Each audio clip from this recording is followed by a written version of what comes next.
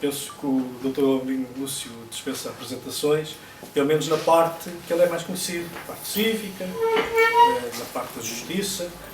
Agora, penso que surpreende algumas pessoas saber não só que se dedica também à literatura, como este não é o primeiro livro dele. Eu, por acaso, os outros não conheço. Eu também fui só há pouco tempo é que me percebi que havia mais livros. Este por acaso, ouvi várias referências, na altura tinha lido várias referências, mas os outros, e há já mais, além deste, existem mais 3 livros. O Chamador, de 2014, portanto, o primeiro livro, O Homem que Escrevia Azulejos e O Beco da Liberdade, além do As Sombras do Mazinheiro. Portanto, esta faceta cristã literária do Dr. Albino Lúcio, eu penso que é uma faceta que as pessoas às vezes ficam um bocado surpreendidas. Conhecem de outras áreas, da cidadania, da defesa dos direitos humanos, até obras nessas áreas, da justiça, etc.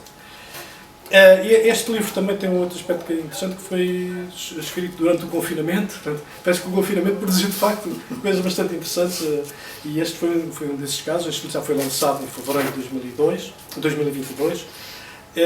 O título é, de algum modo, uma homenagem indireta, um bocadinho metafórica, ao Zeca Afonso também, embora sejam as sombras, são as sombras, também tem a ver com as zonas de sombra da identidade e da construção da identidade dos personagens, que de algum modo é um bocado metafórico para a identidade da própria democracia, a construção da própria democracia.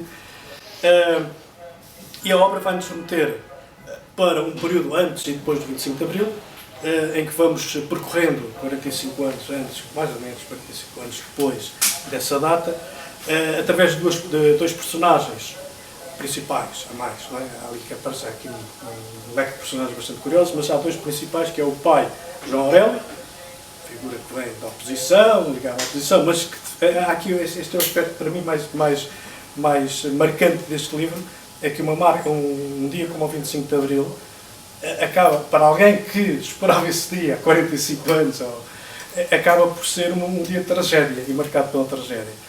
E por outro lado temos a filha, Catarina, que nascida no 25 de Abril, que é também um bocado fruto, vai sendo toda a sua formação, todos os seus dilemas que vão aparecendo ao longo do livro, tem muito a ver com o crescimento da democracia, com as questões que a própria democracia vai levantar, em termos de liberdade, em termos de sexualidade, em termos de relações entre as pessoas, etc. E, portanto, de descoberta da própria identidade. E penso que este é um dos aspectos curiosos, é este paralelo entre 2 realidades.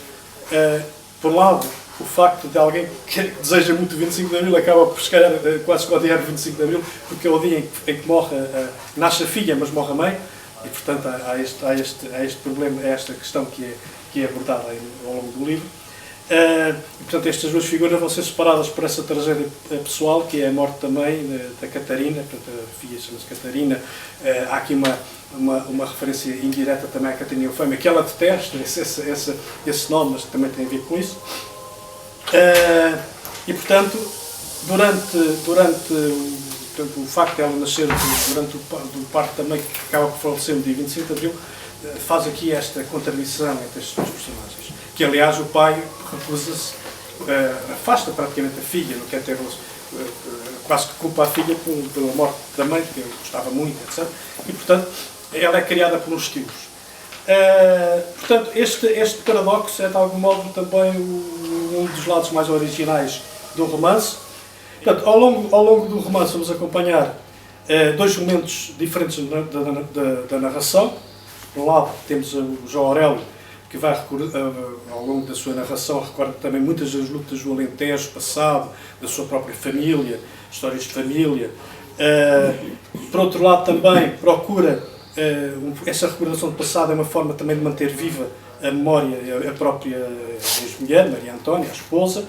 Um aspecto também que me parece interessante, porque o livro também revela aqui aspectos de uma grande imaginação, de grande criatividade do autor, que é, por exemplo, as visitas do João Aurélio ao cemitério nos aniversários de Maria Antónia. Depois ele próprio passa a viver um pouco no cemitério. O livro divide-se um bocado em 2 partes, uma parte assim mais realista e outra parte mais quase do realismo mágico, um bocadinho aquele realismo mais quase perto do surrealismo, que são as vivências do João Aurélio no cemitério, e as conversas que ele tem com a mulher, não é?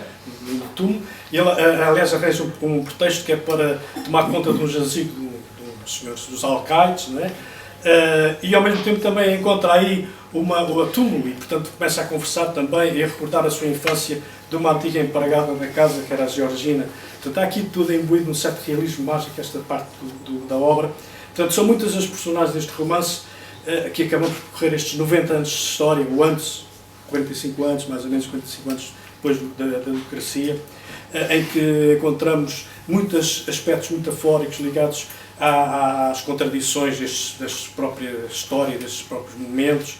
Eu acho que a ficção às vezes fala mais por si. Estamos a falar sobre uma obra de ficção, é sempre um risco, porque a própria obra de ficção fala por si. E a melhor maneira de a conhecermos, porque penso que cada um de nós depois vai ter uma forma de encarar o que encontramos na obra, é sempre um risco estar aqui a falar, a dar uma opinião. O Dr. Rodrigo Lúcio fez o obséquio de me enviar o seu livro autografado.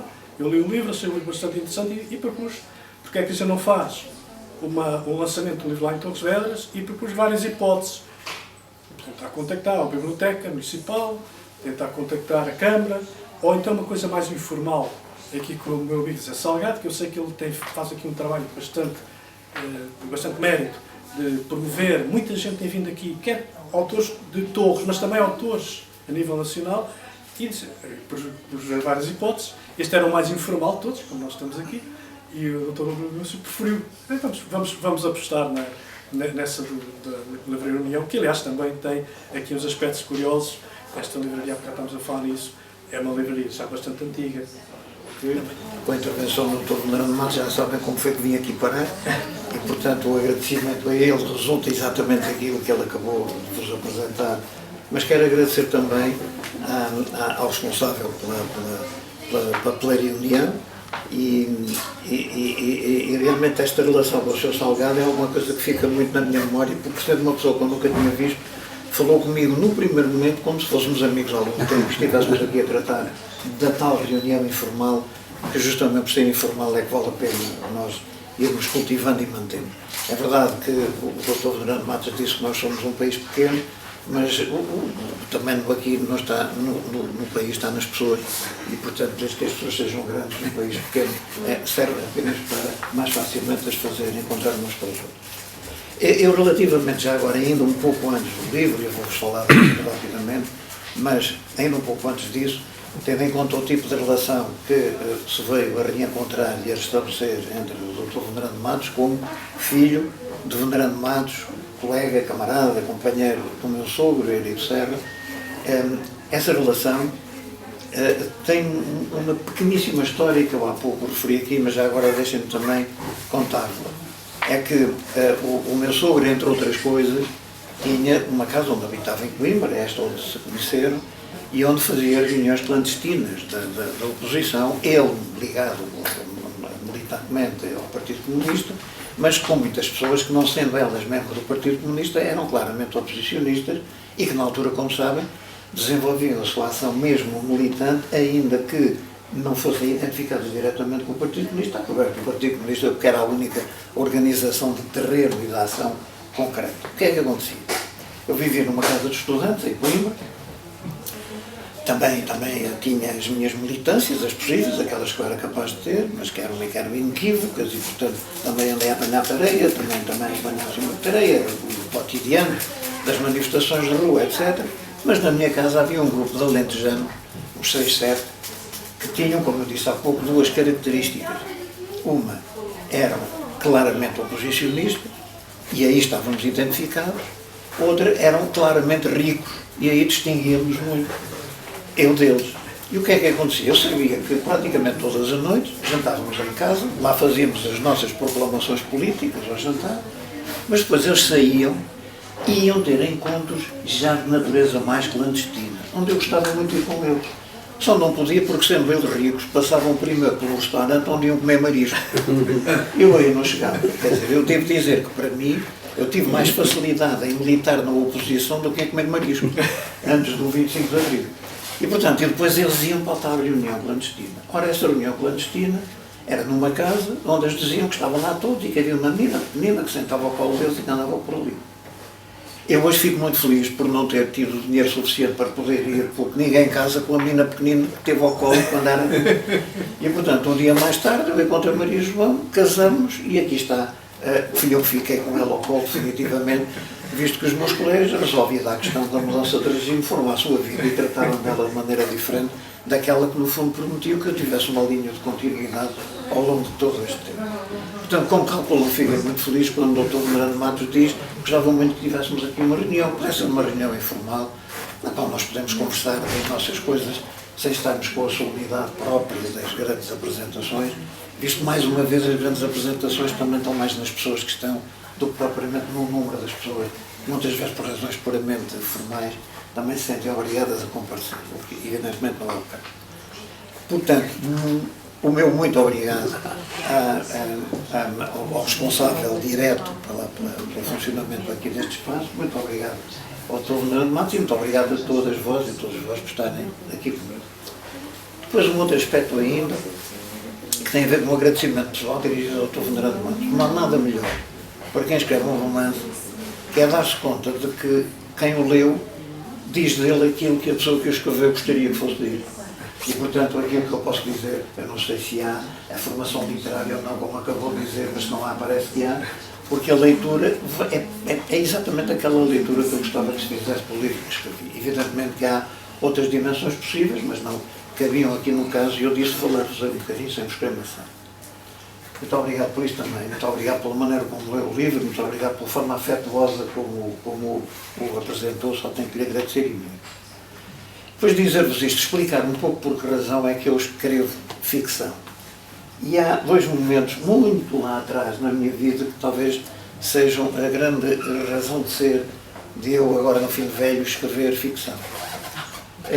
Não o quis fazer antes porque a função que eu exercia não ia muito com a ficção. Eu muitas vezes dizia para mim como é que eu, sendo juiz e, portanto, apresentando-me aos olhos do público como alguém que convive com a verdade, vou escrever ficção que é aparentemente exatamente o contrário da verdade e o compromisso segundo o qual a ficção tem mais valor que a própria verdade. Depois devo dizer-vos que ao escrever ficção, já por 4 vezes, chego à conclusão de que talvez seja na ficção que a verdade se afirma mais inequivocamente.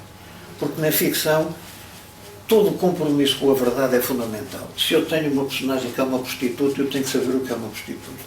Se tenho uma personagem que é um juiz, eu tenho que saber o que é um juiz. E aí não posso falhar, porque se falhar, quebra-se a verosimilhança entre aquilo que é a personagem e aquilo que o autor escreve sobre ela, e portanto escreve-se qualquer dimensão literária que a obra possa ter. Mas, enfim, entendi não o fazer antes. Mas recuando muito no tempo, e quando às vezes me perguntam, mas o que é que eu vou escrever, eu encontro duas personagens, e tenho um particular gosto em vos referir aqui a segunda, mas deixem passar rapidamente pela primeira. Porque andava eu no então primeiro ano do liceu, como se dizia, portanto com 10 anos, à beira de 11, quando um belo dia a senhora professora de português, cujo nome eu não vos vou dizer para poder contar a história toda direitinho até ao fim, mas que era uma senhora que sofria de renite aguda e portanto falava assim, eu falava falhoso, quando acabaste esqueci, e que era muito afetuosa também, nada daqui resulta qualquer visão menos negativa sobre a personalidade da senhora. Mandou fazer aquilo que então se chamava uma redação. E o que ela pediu foi o máximo de criatividade, escolham o tema que quiserem, mas criem uma redação que conte uma história. Eu estava a estudar num local longe da Nazaré, para não ir e vinha todos os dias, e portanto tinha que usar a caminhonete da carreira, como se dizia na altura. Lá fui para casa, perdi a caminhonete da carreira e tive que ficar 2 horas e tal à espera da que viria a seguir. 2 horas e tal era um tempo magnífico para escrever a redação. E lembro de ter escrito uma redação, agora vejam, tinha 10, 11 anos, sobre a selva e sobre os animais na selva e quem é que mandava e não mandava e como é que eles se degladiavam uns aos outros para chegarem ao poder, enfim, por aí fora. Não importa muito, o tema era esse. E escrevi uma coisa e comecei a sentir-me na viagem para a Anasel, orgulhoso com o que tinha lido. E já me via no dia seguinte de pé a ler a relação dela. E era assim que acontecia. A turma era pequena, era um colégio em Alcobaça, e leu o primeiro, leu o segundo, leu o terceiro, e depois Álvaro José. Eu levantei-me com o caderninho e li a redação, e à medida que ia lendo, eu sentia-me extraordinariamente enriquecido no trabalho que estava a apresentar. Os colegas todos eram para mim um grande silêncio. Eu era um bocado cábulo, e portanto não se percebia como é que agora saía uma hora daquela. E quando acabo, demorei muito mais, porque a redação era maior que a dos outros, e lembro-me da professora dizer: ó meu filho, quem foi que te fez a redação? E eu disse para mim: é de um dia escrever. Isto passou. Até que mais tarde, já no 7º ano do liceu, portanto veio a acabar já na altura do liceu, tive um professor com quem aprendi tudo, quer sobre literatura, quer sobre a arte de escrever. Quando digo que aprendi, não quer dizer que eu a tenha assimilado, que tenha sido capaz de a reproduzir, mas aprendi como se devia fazer se tivesse talento para fazer bem.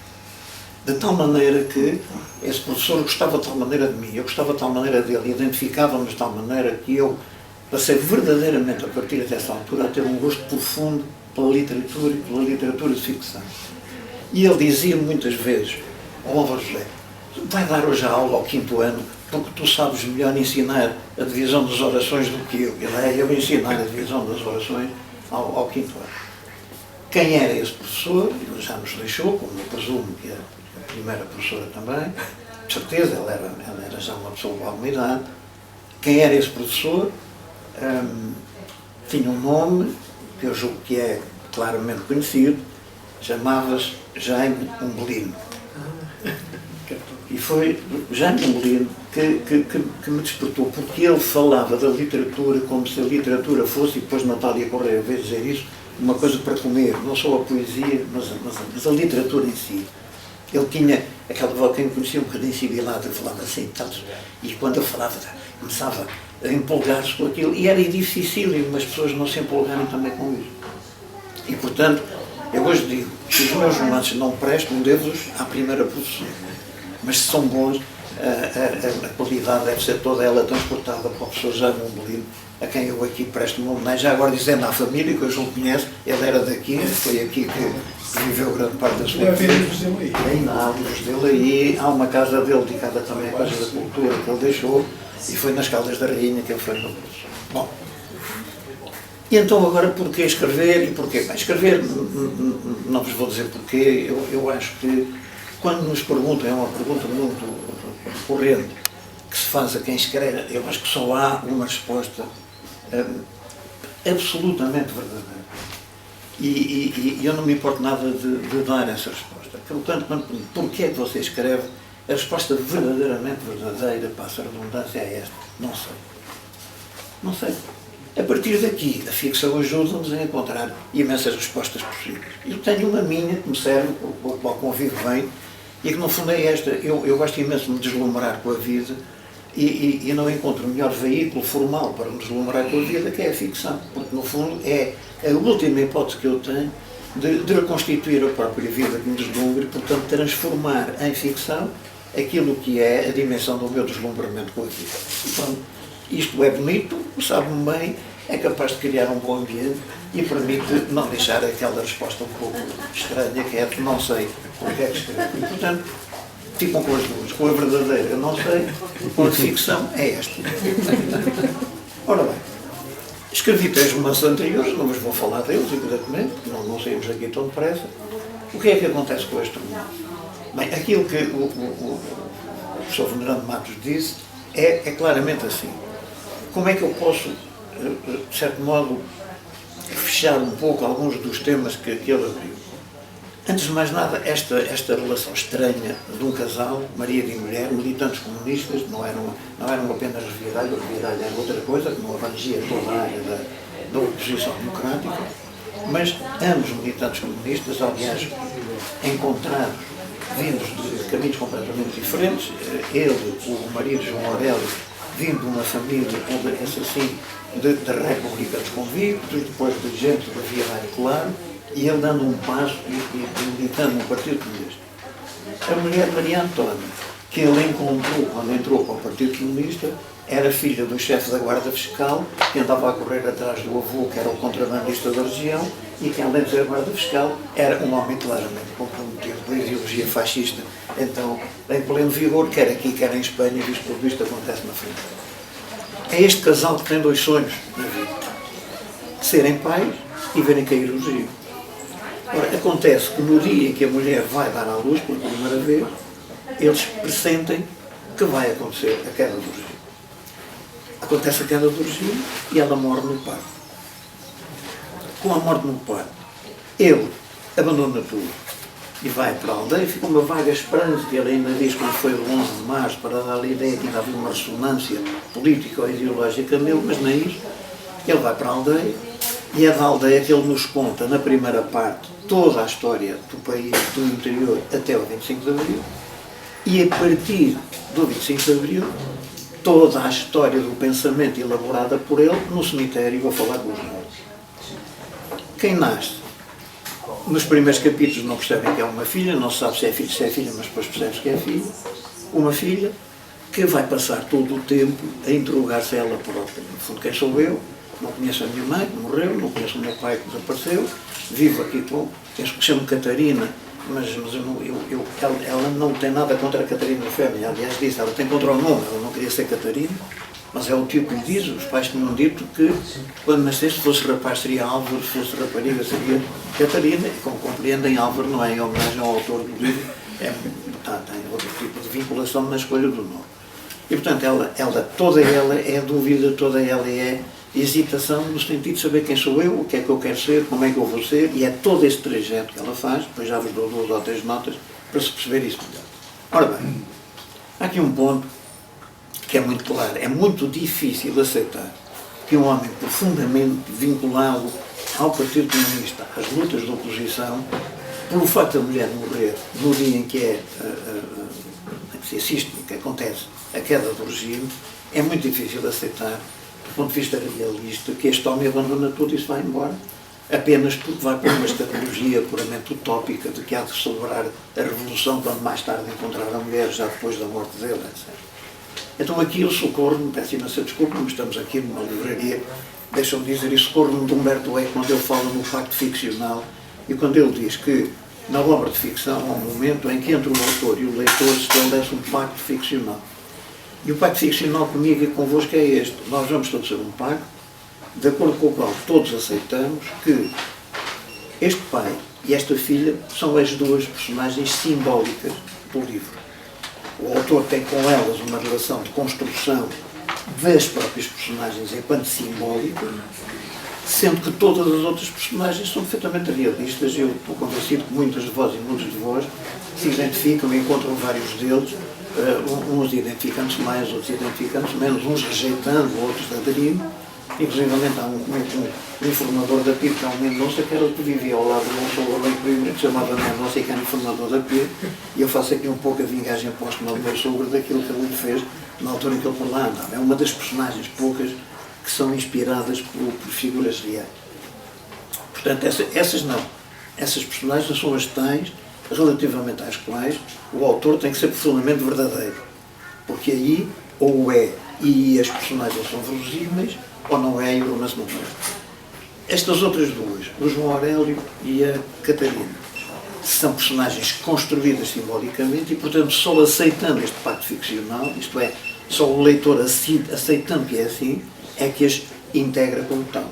Mesmo que uma rapariga nascida no 25 de Abril não é exatamente o tipo da Catarina, nem, por enquanto, ainda se passa uma segunda parte inteira de um romance no cemitério a falar com os mortos, também não é coisa, apesar de tudo, muito chegada à realidade. Partindo deste princípio, compreende-se o livro todo. Se quiser julgar aqui uma exigência realista, ele esmorou-se depois com relativa facilidade. Bom, há todavia uma nota curiosa, acho eu, para explicar como formalmente se constroem as 2. Porque enquanto João Aurélio, que é o pai, é o narrador participante total, o autor não tem nada a ver com ele, é ele que conta a sua história toda e é ele que conta toda a história do Portugal antes do 25 de Abril. Na Catarina, também é ela que conta, mas conta formalmente de forma diferente. Isto é, parágrafo sim, parágrafo não, é ela que conta e é o autor que conta por ela. Portanto, o autor está a ajudá-la a construir-se também. Portanto, em toda a descrição, toda a narração da Catarina é feita com a ajuda do autor, que assim é faz dela personagem participante num parágrafo, faz-se a ele participante narrador, autor não participante, mas ator que diretamente acaba por ser quem induz a subjetividade do discurso que define a própria Catarina. Uma pequena nota só. A Catarina, vão ver isto logo no início, e isso percebe-se diretamente. Então, o livro também já tem história feita, não vale a pena estar a escondê-lo. A Catarina é lésbica, mas eu gostava muito de dizer isso porque aqui é quase um ponto de honra. Eu julgo que isto resulta visível. Mas eu gostava, apesar de tudo, deixar isto claro, pois já que fizeram o favor de me dar o gosto de estarem presentes. A Catarina, eu, aliás, costumo sempre dizer assim, a Catarina não é lésbica, para o autor velhote dar um ar modernaço que trata estes temas, não tem nada a ver com isso. A Catarina, neste aspecto, é uma lésbica que não tem interesse nenhum como lésbica, porque ela não teve problemas com os familiares, não teve problemas com as namoradas, não teve problema com os amigos, não teve problemas no despacho, nunca teve problemas pelo facto de ser lésbica. Os únicos problemas que ela teve foi com ela própria. E aí ela tem 3 fases. Tem a primeira em que ela não se compreende, não se entende, não sabe o que se passa com ela. Tem a segunda em que ela se dá conta de que afinal a natureza dela é diferente daquilo que é tido como a norma. E tem a terceira fase em que ela diz, então, se a natureza me faz ser assim, então eu quero ser assim. E não quero ser produto de um a priori. Se é isto, então eu quero. E, portanto, o que é que nós temos aqui? Temos um país, ele próprio a crescer. Primeiro, sem se compreender completamente, depois a estranhar-se em muitas dimensões, e depois a dizer, eu quero isto, é para aqui que eu vou. Ora bem, esta Catarina, no fundo, é isto. Esta lesbicidade dela livre funciona aqui, por oposição à sexualidade da parte anterior do pai do João Aurélio, onde toda a formação se fazia na prostituição, etc., através das senhoras lá com certas dimensões de luz, como era a Marquesa e por aí fora, e, portanto, dando aqui 2 Portugais radicalmente diferentes. 2 notinhas só. Depois conversamos, eu tenho todo o gosto em conversar convosco, 2 notas só. Vão, a certa altura, estranhar, e esta palavra eu uso porque é exatamente esta que eu quero usar. Vão estranhar quando vão por ali fora, espero eu que entusiasmados com a história. É aquilo que o autor deseja quando escreve uma história para entusiasmar, é que as pessoas se entusiasmem. E, portanto, quando vão por ali fora entusiasmados com a história, de repente aparece uma coisa entre a primeira parte e a segunda que é muito estranha, que é um intervalo. Aparece um intervalo, e nesse intervalo o que é que acontece? O autor convida as personagens todas para uma almoçarada em casa dele. Isto é uma coisa completamente fora de qualquer ideia de verosimilhança. Portanto, o autor convida as personagens para conversar com elas, para ver o que é que elas acham, da maneira como as coisas estão a correr, da maneira como a história está a desenvolver. Mas acontecem 2 pormenores. É que a esse almoço não vêm nem o João Aurélio, nem a Catarina. O que tem 2 explicações. Em primeiro lugar, a do autor. Evidentemente que sendo estas 2 personagens simbólicas, não podem vir a uma almoçarada. Essas ficam de fora porque são claramente simbólicas. Se o autor estivesse metido no almoço, estragava o efeito que ele pretende extrair do pacto ficcional que estabelece com o leitor. E o leitor podia dizer, bem, afinal de contas, estas personagens também são tão reais que levam ao almoço. Não vieram. Mas era preciso encontrar uma explicação dentro da obra para elas não virem ao almoço. Não podia ser esta, porque não se diz isto ao leitor. O leitor é que tem que lá chegar. Um camarada militante, que ficou camarada e militante a vida toda e que não deixa o Partido Comunista em circunstância nenhuma, mas era o grande amigo de João Aurélio, é o Honório que vem dizer ao autor porque é que o João Aurélio não vem. E diz o autor, João Aurélio não veio, e diz que não vem, nem vem a convite nenhum seu, porque ele não pode consigo, está furioso consigo, que você não tinha nada que lhe matar a mulher no dia 25 de Abril, se quisesse matava no dia 24 ou matava no dia 26, podia muito bem tê-la feito, ter uma doença grave, agora matá-la ao cabo disto tudo e não podia. E o autor diz com ar humilde, Honório, mas isto é um romance. Por sua vez a Catarina não vem porquê? Porque a Catarina, que vivia aquela angústia da sua ligação ao 25 de Abril, como é que ela, todos os anos, ela se perguntava, mas o dia 25 de Abril é o dia da Revolução, o dia em que eu nasci, o que é isto? Ela queria aprender a viver com isso, até que descobriu que havia no centro do país um engenheiro de Minas que tinha nascido no dia 25 de Abril de 1974. E então mandou dizer ao autor, disse diretamente ao autor, olha, eu não vou ao almoço, vou já andando para a segunda parte para me ir encontrar com o engenheiro de Minas. E de facto é isso que vai acontecer na segunda parte. Ela encontra-se com o engenheiro de Minas. E já agora, ora bem, mas porquê isto? e agora estamos outra vez numa livraria e, portanto, isto fica um lugar apropriado para dizer isso. E porquê é que eu falei de estranhamento? Porque estranhamento é a palavra que Bertolt Brecht usou para a introdução do seu efeito de distanciação e que se traduz mais corretamente pelo efeito de estranhamento e que, no fundo, é esta ideia de que, quando nós estamos a levar o leitor por uma história interessante e que o envolve, é preciso, a certa altura, criar mecanismos de estranhamento para ele desenvolver o pensamento crítico acerca daquilo que está a ler e não ir apenas atrás do romance. E, portanto, o intervalo serve para dizer, atenção, isto é uma história, isto é um romance. Agora vamos lá voltar a ele na segunda parte, mas com essa ideia. O romance acaba na palavra fim, que não tendo nada de original, pode, por exemplo, ligar-se ao meu primeiro romance, não tem a palavra fim, pois se for o caso disso, ele pode falar disso se quiser, mas depois tem uma página a seguir, onde diz, depois do fim, não é? Qualquer coisa que diz depois do fim, e depois tem um parênteses a dizer para ser lido apenas no dia seguinte. Ainda não encontrei ninguém que tivesse lido no dia seguinte, mas o depois do fim é o quê? É uma espécie de réplica ao intervalo, em que aí são os autores, as personagens, que se reuniram todas e começaram a escrever um romance na sequência deste e vêm oferecer ao autor deste o primeiro capítulo do romance que eles já escreveram. Depois cada um dos leitores interpretará isso como entender. Apenas uma última palavra para acabar. O livro não é um ensaio, não é uma obra política vinculada no sentido de envolver qualquer proselitismo. É um romance puro e duro, com todas as características do romance, daqueles que algumas pessoas amigas já me disseram que começaram a ler e não foram capazes de parar. Isto não é característica do romance, é característica da amizade, mas apesar de tudo, pelo menos a amizade não sofreu com isso. Mas é isso, é um romance. E agora, é um romance que, se tivesse que veicular uma ideia, que não é uma mensagem, tivesse que veicular uma ideia, era um romance que eu queria que saísse 48 anos depois do 25 de Abril, e saiu. Foi publicado 48 anos depois do 25 de Abril, e, portanto, quando se fez um paralelismo entre os 48 anos de antes e os 48 anos de agora, e que, de alguma forma, é uma tentativa muito modesta de vir a contribuir também para os 50 anos do 25 de Abril.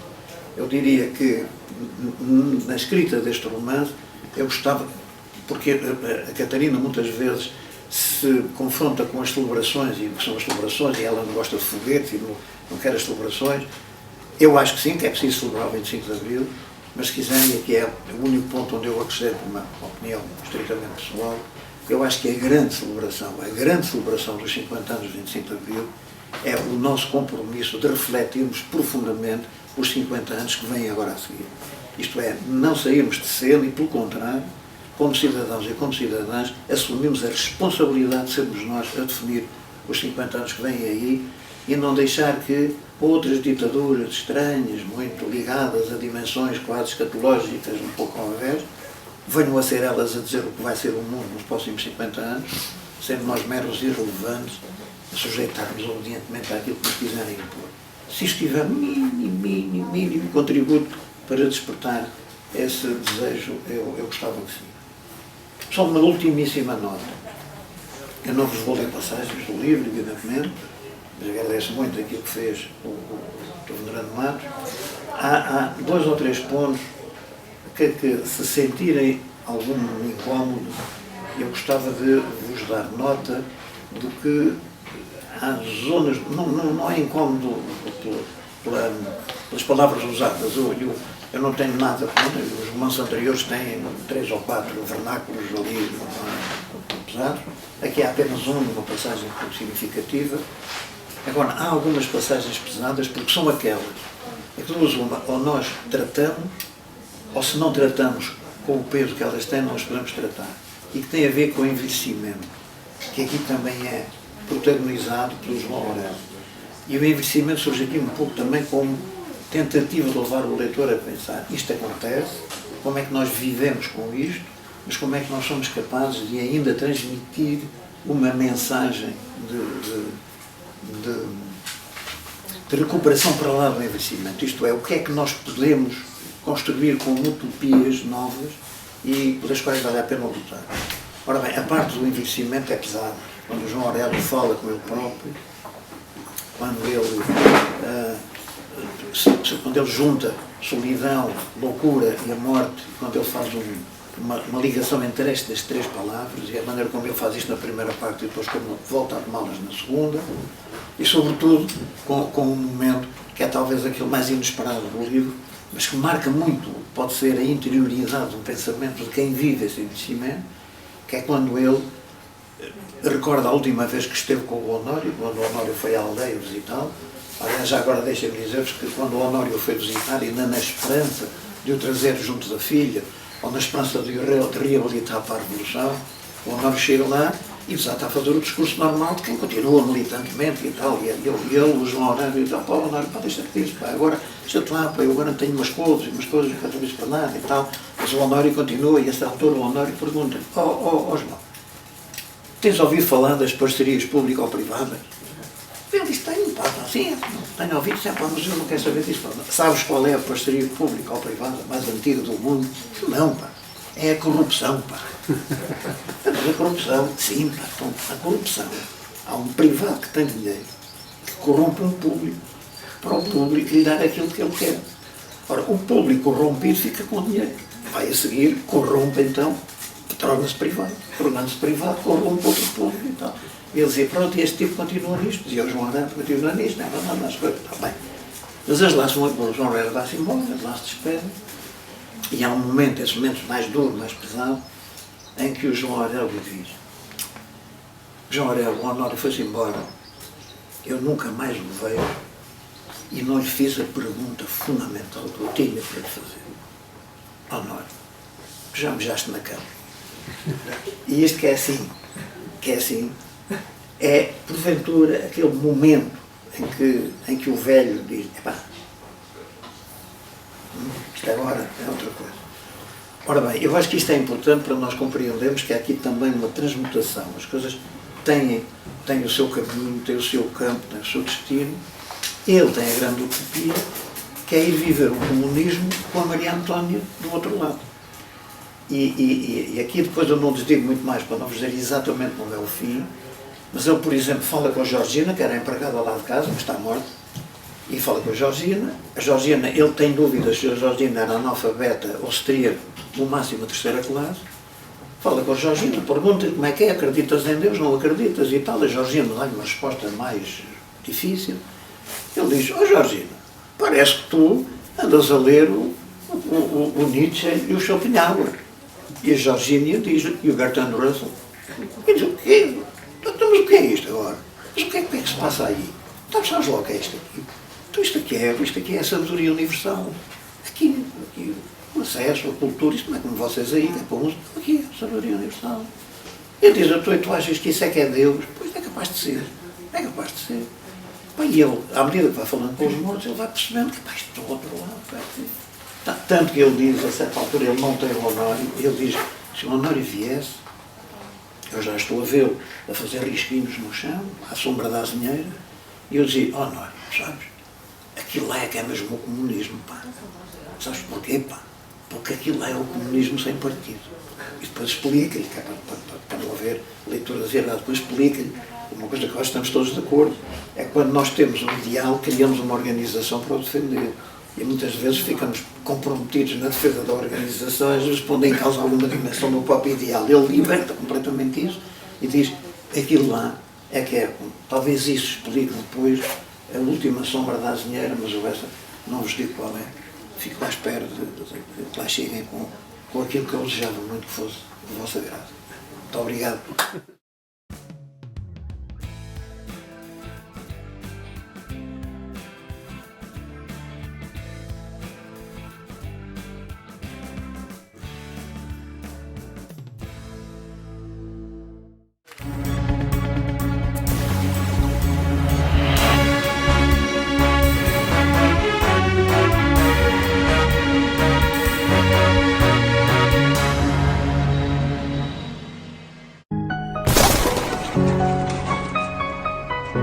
Guia do Oeste, o guia da nossa região. Tudo o que procuras está aqui. Torres Vedras, Lourinhã, Mafra, o Oeste de Portugal. Guia do Oeste está em todo lado. A sua lista, o seu guia da nossa região, em papel ou online na internet. Guia do Oeste, guia.pt, o seu guia. ruadasmontras.com, a sua loja online. ruadasmontras.com, à distância de um clique. ruadasmontras.com